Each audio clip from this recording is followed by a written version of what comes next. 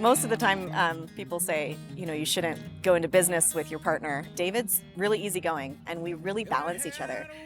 Where I could not, swing a hammer and hit something to save my life.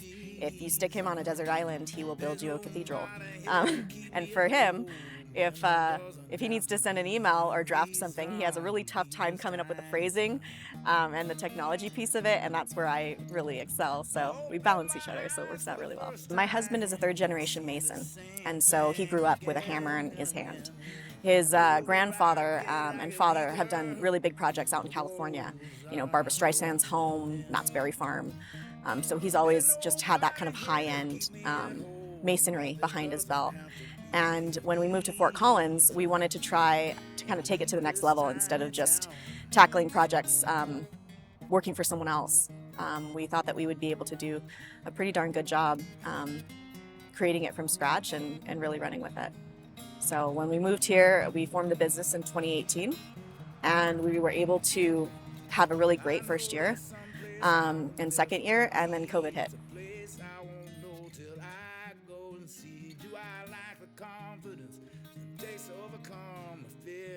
My business is Maple Street Music. We are a very small, we say boutique musician management firm. So I started Maple Street Music out of a love for music. I've been a musician for many years, but I left music to raise a child. It's hard to make a sustainable living as a musician. Carrie Morin and I have known one another for 40 years. So this is the true story. I was doing a turnaround job in Boulder, and I did that. And when I left, this house was rented out. And so I just put out an email to everybody I knew up here and said, my house is rented out for 3 more months, but I want to come home.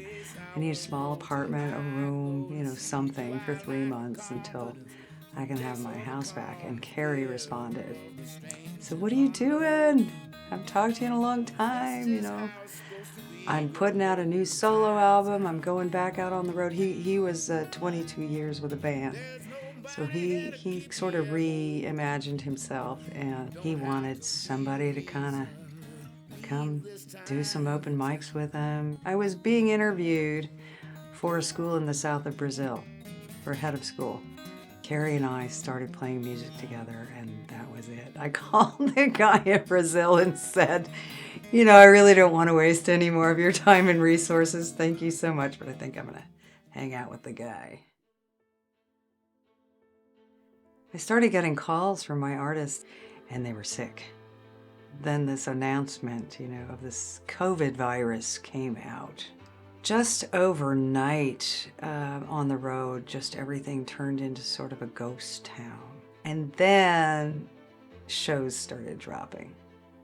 So I came home and immediately freaked out, refinanced my house, took some cash out, but at least I had that option, and I had artists who did not have that option. COVID impacted our business pretty heavily in that everyone was scared to have anyone in their homes. There was so much apprehension, and we were trying to figure out, how do we still keep our income? Do we just let things sink, or how do we keep our heads above water? A lot of people were hit very hard economically from COVID, and we were having a hard time figuring out, how to price things to still stay in the market of what people could afford. And so we decided we needed to switch clientele. We came across a Facebook post, and I was like, wow, it'd be really great to be able to get in on this grant. And it came at a great time because we're still trying to figure out how to get this up and moving again. And we sucked up all our resources just trying to survive the pandemic.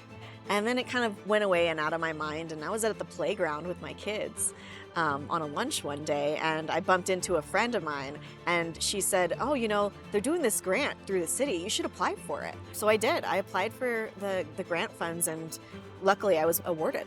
If the marketing doesn't happen, the work doesn't happen. This grant has been really helpful in pulling together the resources necessary to do that. We used the funds from the Fort Collins Business Grant to be able to have my husband do a study course and also to have a professional bookkeeper assist me in getting our books up to date and implementing a faster estimate system through QuickBooks. We're starting to see higher quality offers in higher quality venues and more of them. Yeah. We're a small family business. My husband builds it, I do all the admin, and really we're just trying to provide for our family, provide for our 2 children, and move into our first home.